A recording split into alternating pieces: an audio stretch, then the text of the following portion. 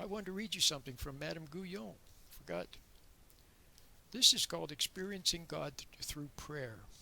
There it is, Experiencing God Through Prayer by Madame Jeanne Guyon. Madame Jeanne Guyon was a very nice lady that lived in the 1600s, and she's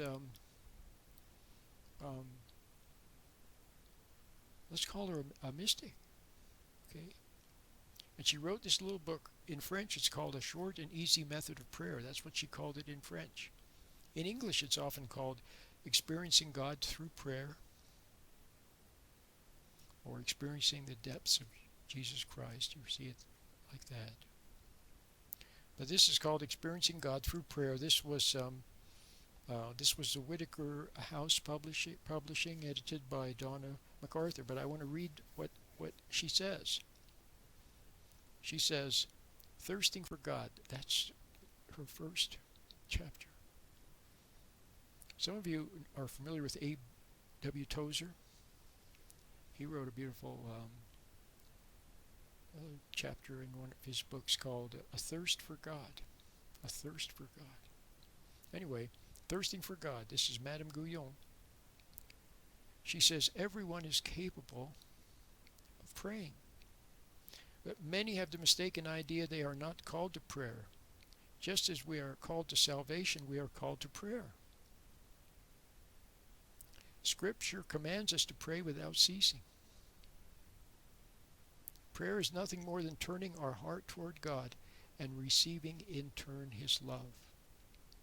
Prayer is turning our heart toward God and receiving in turn His love. Now, why is this so important? Okay, first of all,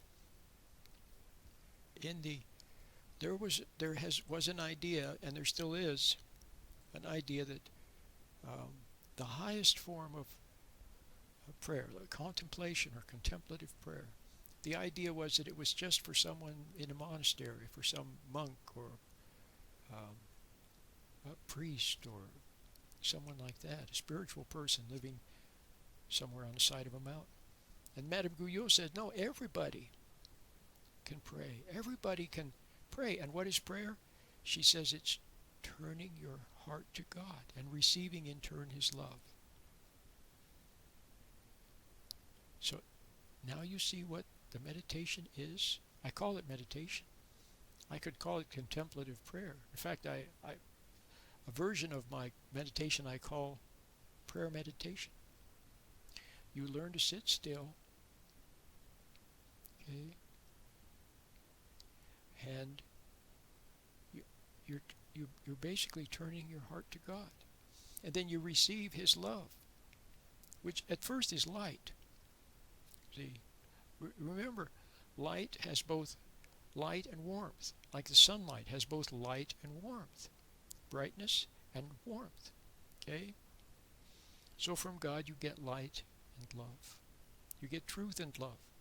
So God's light, that's the first thing you will notice when you start to meditate, is properly, is then you'll begin to see things the way they are, in the present, in God's presence. You begin to see in His light.